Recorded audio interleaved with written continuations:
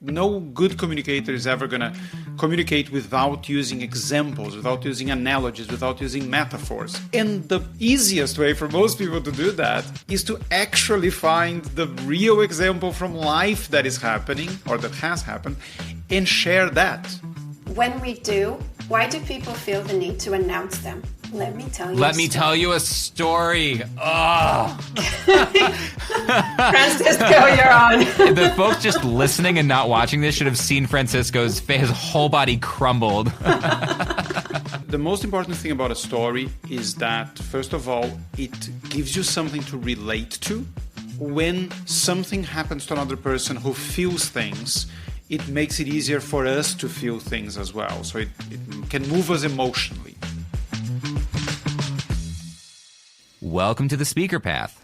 I'm Brian Miller, founder and principal consultant at Clarity Up. I'm Francisco Mafuz, the story specialist at Clarity Up. I'm Jonna Joksma, Joe for Friends, and I'm the presence and performance specialist at Clarity Up. So we have been hearing about how important stories and storytelling is in business for at least the last decade. These days, if you talk to anybody in business, my guess is if you ask, what do you think about storytelling? Storytelling important? They go, oh yeah, storytelling, very important, got to tell stories. And yet, we don't hear stories in business. We don't see stories in business context, no matter how much people tell you that they believe in them, that they're important, they should be telling them, they just aren't doing it. So Francisco, as our resident story specialist here, one, are stories as important as we've heard? And two, if people are going to tell them, what should they know about it? I mean, you don't have to tell stories. It's okay to waste people's time and bore them and get nothing done, change no minds, move no one to action. I mean, it's a free country. Great, our listeners are dismissed. You can leave now. I guess the problem with that question is that people don't really understand. Well, first, they don't understand what a story is, but perhaps more importantly, they don't understand what the alternative is. Because if you're not telling stories, and my definition of story is a real-life example that makes a point, if you're not using real-life examples to make your point, you are using theory and statements, right? You're saying, this is like this. Why? Has it happened before? Have you tried? I'm not going to go there because otherwise I'll be giving you an example. So I'm going to stick to facts. This is this way. Here's the data. And that's fine. But unless people have perfect context, they will struggle to place that in a context that makes sense to them, that connects with the problems they have. So it's just a poor way of communicating. Like, no good communicator is ever going to communicate without using examples, without using analogies, without using metaphors. And the easiest way for most people to do that is to actually find the real example from life that is happening or that has happened and share that. You know, people talk about Steve Jobs all the time or whatever. Go watch his talks and, they're masterful. It's very difficult to do what he's doing, but there are tons of examples. There's tons of metaphors. If there is not an actual story, there's you can get that he's talking about something that happened in the past and now he's talking about something that changed. And then, so he's still using a lot of story things to talk. And the alternative is just incredibly boring and is what most people do. I have a counterexample to that, and I'm really curious what you think, Francisco. So I was at this talk. It was a scientist speaking about how we can live longer, healthier, that sort of thing. And this person came on and said, tonight is not about me. It's all about you and how you can live happier, longer, healthier lives. And then he went right into the research, no story whatsoever. Everybody was following for 3 hours straight, and everybody left the room really elated at the end. So what happened there? There are always exceptions that prove the rule, but also, okay, so this is what's super important about a story. The most important thing about a story is that, first of all, it gives you something to relate to. Because it usually will talk about things happening to real humans. Okay, so this happened to another human. I'm a human. I have similar circumstances in some ways. I feel the same way. Okay, so I can see how this would affect me. So that's the first point. The second thing is that when something happens to another person who feels things, it makes it easier for us to feel things as well. So it can move us emotionally. If you take those things out, if you don't do them explicitly through a story or an example, you are trusting that people are going to be able to do that in their own heads without you helping them along. And when you're talking about health, that is probably easier than most other subjects because, sure, we understand what bad health looks like. We've had experiences. We have people that have suffered through that. But you still have to talk about it in a concrete way. Because it is already about me because it's about my health. Do you think it was that type of thing? If it's easy enough for you to put yourself in that position and imagine it happening to you, then maybe you can do away with an example that involves a human being. I would still argue that the example that involves a human being will be easier to understand and more powerful, but you can do away with it in some cases. But I think they're few and far between. So let me toss something in here. Two things. So my guess is that if it was actually 3 hours long, that while it was probably a barrage of a lot of data and stats, I would be shocked if you went back to a recording of that and did not find stories. First of all, my guess is there were stories in there. They just weren't told the way we typically think of stories. My guess is there were real life examples in there. What there were was like the story of a study. So that's still a story. That type of that's story. Still a that's still a story. So they did the study in this way. They went, they exactly. found out, they did that type of thing. That's real people. And it was a collage of those. Right. So, yeah. But the second point here is that I would ask, it might have been fascinating. I've been to those kind of lectures. You get just someone who just has data and science, and they just have data and science you've never heard before that's coming from crazy studies that you never – and it's fascinating. What I would ask is follow up 3 months later, how many of the people in that audience actually changed something as a result? My guess is none. My guess is it's effectively zero, like a couple of people, maybe people like you who are just like super self-motivated. Whereas if a single really powerful – right, nerds, right, those of us, right – but if a single powerful anchor story, what we call the story hook, had been told that put people in an emotional place to connect something in their own life, that they would be you would see a higher percentage of people in that audience actually change as a result. And as far as I'm concerned, and you both know this because we all work together, as far as I'm concerned, if people do not change their behavior or take a new action or rethink something as a result of your communication, it doesn't matter how much they enjoyed you have failed as a communicator. The point is to create change. If not to create change, what are we doing? So that would be my counter to your kind of counter example there is, I'd be curious to find out how many of those people walked away, went, God, that was nuts, and then actually did something different. Yeah, I think it's very easy to make this mistake when it comes to speaking. And speakers make this mistake all the time. Your job is not to leave people interested. Your job is not to leave people impressed. Your job is to leave them itchy. They need to walk away with an itch that they then need to scratch. Because if you haven't done that, it's like, oh, that was amazing. It blew my mind. I would love to watch more talks like that. But that wasn't the point, was it? I wasn't trying to sell you on more talks. I was trying to sell you on changing your life in some way. If you're not motivated to do that, I haven't done my job. So is there a better way to do that than a story? I would argue that there isn't. Now, maybe you can, and there's lots of other rhetorical tools that you can use, but for most people, they are just more difficult. Like, try to challenge me or Brian or yourself, do a 20-minute talk without a single example or a story, and try to make it interesting and emotional, all these things. It's super difficult. It's almost impossible. I mean, I'm working with one of our former clients right now. They've booked their first, big, massive paid professional talk at a huge conference as the keynote.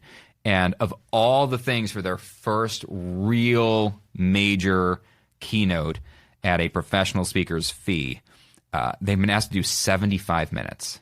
And I said to them, can that include Q&A? And their client came back and said it can include no more than 10 minutes of Q&A. So it's 65 minutes, and that means you really do need the full amount. You need to be prepared because often people won't ask questions, right? It just not at a conference setting like that. People are too nervous. So we're preparing 75 minutes, and I'm like, guess what? we're going to tell a lot of freaking stories. Like, because you're there to make one point, basically. Like this is a person giving a very specific core message in the advocacy space. If they try to make 5 points, they're not going to make anything. And so it's like, well, you're going to make 1 point for 75 minutes. How are you going to do that? How many studies can you put up? How many stats can you put on the screen? You're going to tell stories. Your story, other people's stories, not as their stories. You can't tell somebody else's story. You can tell your perspective on their story, right? Or a case study, or here's a thing somebody said to me once. You're going to have to, not just to fill the time, but I mean, sometimes to fill the time. Because like there's a difference between speaking for fun and speaking professionally. You're given constraints. There's always constraints as a professional speaker. 75 minutes is a constraint because it's hard. It's a lot of time. Something else that it's a weird thing about the way the human mind works, but is that a lot of people have the instinct that if you don't personalize the things you're saying, you make it easier for people to make it their own, right? I'm going to talk about this problem that people have, and then you're going to get it and make it, okay, this is how this applies to me. But it's actually the opposite, right? If I tell you that I used to drive a crappy Fiat Uno for a couple of years when I got my driver's license, it's very easy for you to think what your crappy first. But if I just say, I used to drive a crappy car, your brain is not making a substitution as easily. You're not going, oh, what was my crappy first car? Well, no, I didn't tell you what mine was, so why do you need to figure out yours? That is kind of how it works, weirdly enough. So this is why the whole, once upon a time in a land far away never works, is like, I'm not going to substitute for what matters to me, because you didn't make it specific, so I don't think I need to make it specific for me. And that's the problem of not using stories and not using examples. People are just going, theoretically, I see how that would work, but they're not making it their own.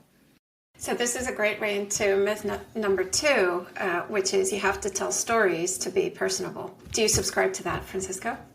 Not to be personable, no. I think you can convey a lot of personality and warmth through humor, through eye contact, through smiles, through just the way you interact with the audience, even if there isn't a lot of back and forth, just your way. Usually you feeling comfortable in your own skin and being up there happy and enjoying it and kind of pointing to people. Like you get a lot of personality across, I think. But I think they might think you're a person they might enjoy having a drink with or whatever, but it won't connect beyond that level, right? They won't feel like they know you a little bit. There's always that vulnerability thing, right? If I'm up there and I'm being very impressive and funny and all these things, you might think, yes, I think I like this guy, I would like to spend some time with him, whatever. But if I don't share any type of struggle, professional or personal, you're not going to feel that warmth of like, oh no, I feel like I know you now, right? And which is why, whenever I'm going to talk about any struggles, I talk about actual struggles, right? I struggle, stuff with my children always has a lot of mileage and also lots of examples to pick from. So I think that is important as well. I find one of the comments that I've made on so many requests to, hey, can you look at my first draft, that I get, hey, can I just pick your brain for a second? It's like, well, we have a whole program that you can pay for. No? Okay. So, fine. Let me let you pick my brain. Lots but of money, right? Can't be doing it for free. Sure, let's go for free. If it's a friend or somebody, whatever, I'll go, yeah, just send it over. Let me take a look. And I'll take it. One of the most common critiques I give first drafts is, it's really interesting, but you're not in it. Where are you? And like anybody who is in your field could give this talk, but you're going to be the one on stage. Because if anybody in your field could give this talk, hand it to an AI avatar, to an earlier conversation that we've had, or right, anybody could post this. If you don't tell me any stories at all, even a little one, even sometimes the weirdest random detail, like a Fiat, right? Like just that could be, if that were the only thing I found out, I kind of know a little bit about you. Like I just feel like you're a real human. I had no money. Yes. Right, exactly. You had no money. Right, exactly. Even sometimes it's in the example that someone chooses. Like we were working with a client recently who's a real proper scientist, and it was a pretty technical talk about some very innovative stuff that they were working on. And there was a moment when we had to pick an example of a type of drink that was a similar size to something that they were talking about. And we ended up choosing, it was like venti pumpkin spice latte with foam on top, whatever. The specific example chosen was just so much more interesting than saying about the size of a coffee cup. Right? Because it just told me a little bit more about you. And this was a drink this person never would have had. And that was actually why we learned about them, because you could just tell by looking at every order that drink. As you said that, I could taste it. Right. My mouth is watering now, thank you. Right. And maybe in a future episode, we can talk a little bit, Francisco, about where the line is with those kind of details, where we can go overboard or not. But why don't you kind of cap us off for this kind of, why aren't we hearing stories in business and in professional context when everybody in those contexts will tell you how important stories are? And can I add a footnote to that? Yeah. When we do, why do people feel the need to announce them? Let me tell you a story. Oh.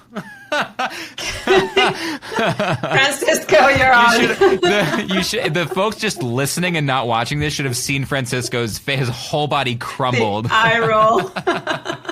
I heard this from Sean Callahan, who's on my podcast. He runs a storytelling consultancy firm, and he says it's one of sort of his main rules is don't say the S word.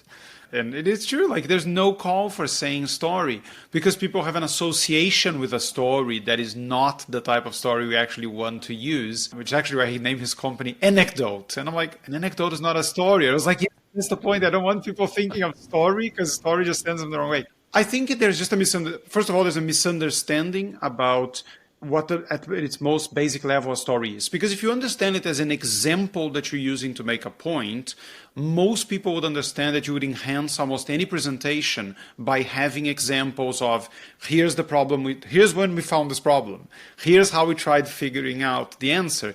This didn't work. This is what happened when we tried this other thing. So, it's like the story of the research you mentioned earlier. You just telling people things that actually happened to then make a larger point about it. So it was like, one event is not proof. No, it's not the data, right? It's just one point to illustrate the data, to make the data more intelligible, right? So if people just understood it as an example, a real life example, you would only not use it if you didn't have them, right? Because if you're a consultant and you're trying to talk to a client about the work you've done before, you would include examples.